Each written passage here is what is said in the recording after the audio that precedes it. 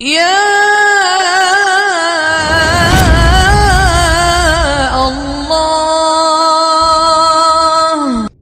نبی کریم صلی اللہ تعالی علیہ وسلم نے حدیبیہ کے موقع پر 9 ہجری میں عمرے کا ارادہ فرمایا تھا، اور حضور صلی اللہ تعالی علیہ وسلم اپنے کئی سو صحابہ کے ساتھ احرام باندھ کر مقام حدیبیہ پر پہنچ گئے۔ سفیر اس کو بنایا جاتا تھا جو بڑا سمجھدار اور زیرک آدمی ہوتا تھا۔ نبی پاک صلی اللہ علیہ وسلم نے اس موقع پر جس کو اپنا سفیر بنا کے بھیجا وہ حضرت سیدنا عثمان غنی رضی اللہ تعالیٰ عنہ۔ حضور نے انہیں سفیر بنا کر کے مکہ مکرمہ میں بھیج دیا اور 2 ٹارگٹ دیے اپنے سفیر کو، 2 باتیں فرمائے ایک تو جا کے مکے والوں کو بتاؤ کہ ہم جنگ کرنے نہیں آئے، اللہ کے گھر کا دیدار کرنے آئے، اور بڑے پرامن طریقے سے ہم طواف کریں گے، سعی کریں گے، عمرہ کریں گے، لوٹ جائیں گے۔ یہ ہمارا واحد ایجنڈا ہے، اس کے علاوہ کوئی پروگرام نہیں ہے۔ اور دوسرا انہیں یہ بتاؤ ان لوگوں کو جو ایک زمانے سے مکہ مکرمہ میں کفار مکہ کے ظلم سہ رہے ہیں، ہمارے وہ غلام جو یہاں بڑی تکلیف میں ہیں، ان کو یہ خبر دے دو، عثمان انہیں میرا پیغام دے دینا کہ اب تمہاری مشکلات کے دن تھوڑے رہ گئے، اب بڑی جلدی اللہ تبارک و تعالی دین اسلام کو فتح عطا فرما دے۔ حضرت عثمان غنی تشریف لے گئے۔ جب حضرت عثمان غنی وہاں پہنچے تو کفار نے آپ کو روک لیا، انہوں نے کہا کہ آپ رکیے، دیر ہو گئی۔ ادھر ابو سفیان نے حضرت عثمان غنی رضی اللہ تعالیٰ عنہ کو یہ کہا کہ ہم نبی پاک صلی اللہ علیہ وسلم کو اور ان کے صحابہ کو عمرہ نہیں کرنے دیں گے، آپ اگر چاہیں تو وہ سامنے بیت اللہ شریف ہے، طواف کریں، آب زمزم پئیں، حجر اسود پہ جائیں، مقام ابراہیم پہ جائیں، صفا مروہ کریں، آپ چاہیں تو کر لیں۔ تو حضرت عثمان غنی رضی اللہ تعالیٰ عنہ فرمانے لگے میں تڑپ رہا ہوں کعبے کے طواف کے لیے، لیکن میں بیت اللہ کا طواف اسی وقت کروں گا جب آگے آگے مجھے میرے مصطفیٰ کریم نظر آئیں گے صلی اللہ تعالی علیہ وسلم۔ لوگ آج پوچھتے ہیں کہ بغیر مدینہ شریف جائے حج مکمل نہیں ہوتا۔ میں نے کہا مدینہ شریف کے بغیر حج ہو جاتا ہے پر مدینے والے کے بغیر نہیں ہوتا،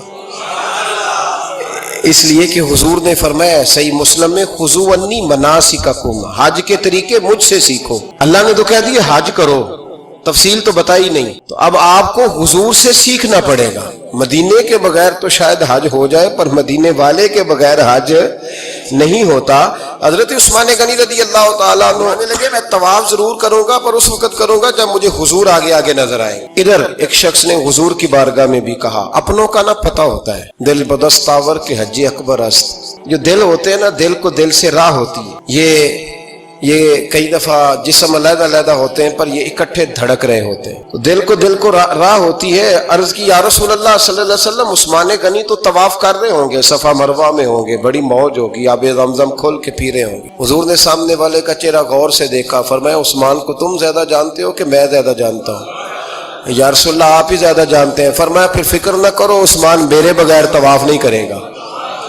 بات ختم ہو گئی، میرے بغیر عثمان طواف نہیں کرے گا، ختم ہو۔ اب کسی نے افواہ پھیلا دی کہ حضرت عثمان غنی کو شہید کر دیا گیا، نبی پاک علیہ السلام تک بھی خبر آئی۔ حضور جانتے تھے ہمارا دل نہیں کرتا کوئی انتشاری بات کرنے کو، لیکن جب لوگ کرتے ہیں تو پھر دل کو تکلیف ہوتی ہے۔ اب یہاں سب نے لکھا ہے کہ نبی پاک صلی اللہ علیہ وسلم کو خبر ملی، حضور پریشان ہوئے، صحابہ کو مشورے کے لیے بھی بلایا، بیعت رضوان بھی ہوئی۔ اگر علم غیب ہوتا یہ سارا کچھ نہ ہوتا، اور میں نے کہا خدا کے بندے اگر حضور اپنا علم غیب اس وقت ظاہر کرتے تو حضرت عثمان کے لیے قرآن کی آیتیں نہ نازل ہوتی، اس بیعت کے تذکرے نہ ہوتے۔ ہر بات پہ لوگ معاذ اللہ تعالیٰ۔ اب دیکھیے نا یہاں یہ جملہ چھوڑنے کی کیا ضرورت ہے؟ تم قوم کو کیا دے رہے ہو، لوگوں کو کیا بتا رہے ہو کہ نبی پاک علیہ السلام اندھیرے میں بیٹھ کے فیصلے کر رہے تھے؟ کیا بتا رہے؟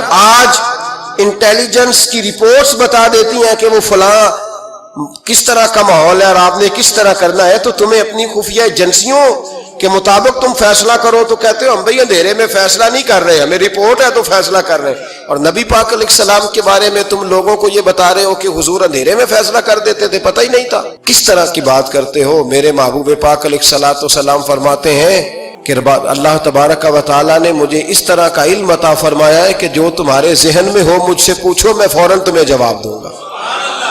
لیکن لوگ اڑ گئے ہیں، کیا کیا جائے؟ اور عجیب فلسفہ ہے، یہاں بھی گرہ لگا دی، پتہ ہوتا تو یہ سارا۔ اور میں نے کہا خدا کے بندے اگر یہ سارا کچھ نہ ہوتا تو پھر یہ آیتیں کیسے نازل ہوتی؟ پھر صبح قیامت تک حضرت عثمان غنی کی عظمتوں کا کیسے پتہ چلتا؟ جب خبر ملی نا کہ حضرت عثمان غنی کو شہید کر دیا گیا تو حضور نے صحابہ کو بلایا، فرمایا آؤ میری بیعت کرو، حالانکہ بیعت پہلے ہو چکی، آؤ دوبارہ بیعت کرو۔ یا رسول اللہ کس چیز کی بیعت کرنی ہے؟ تو نبی پاک نے فرمایا میرے ہاتھ پہ بیعت کرو کہ ہم عثمان غنی کے خون کا بدلہ لیے بغیر یہاں سے جائیں گے نہیں، ہم عثمان کے خون کا بدلہ لیے بغیر یہاں سے جائیں گے۔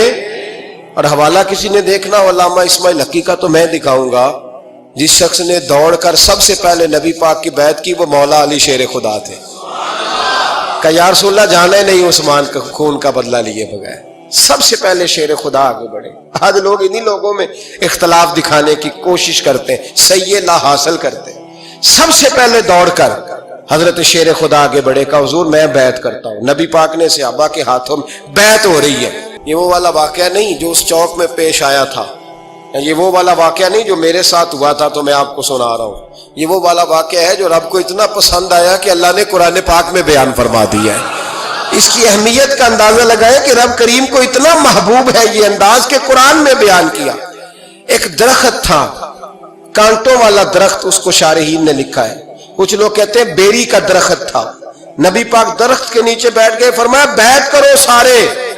کن کے لیے بیعت ہو رہی؟ حضرت عثمان غنی کے لیے۔ ایک بیعت دین کے لیے ہوئی، قرآن کے لیے ہوئی، حدیث کے لیے ہوئی، اللہ کی توحید کے لیے، اور آج نئے سرے سے بیعت ہو رہی ہے۔ کس کے لیے؟ بول کے بتائیے۔ حضرت سیدنا عثمان غنی رضی اللہ تعالیٰ عنہ، اس شخص کی عظمت کا کوئی اندازہ کر سکتا ہے جن کے لیے نبی پاک نے خاص کر کے تخصیص کر کے ایز اے اسپیشل بیعت لی۔ اور صحابہ نے جب بیعت کی تو اللہ کو اتنی پسند آئی کہ قرآن مجید کی سورہ فتح کی آیت نمبر 18 میں بیان کیا، فرمایا لقد رضی اللہ عن المؤمنین اذ یبایعونک تحت الشجرہ، فرمایا محبوب تحقیق اللہ ان مومنوں سے راضی ہے جو درخت کے نیچے آپ کی بیعت کر رہے تھے۔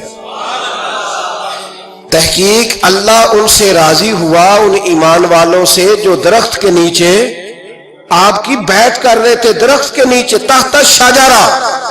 قرآن مجید کے الفاظ اگر آپ غور کریں گے تو آپ کو حضرت عثمان غنی کی عظمت کا پتہ چلے گا، اور اس واقعے کی حساسیت کی آپ کو سمجھ آئے گی کہ بیعتیں تو مسجد میں بھی ہوئی، لیکن نام لے کے نہیں کہا محبوب جنہوں نے مسجد میں بیعت کی، نام لے کے نہیں کہا، حالانکہ وہ بیعتیں بھی اللہ کو بڑی محبوب ہے۔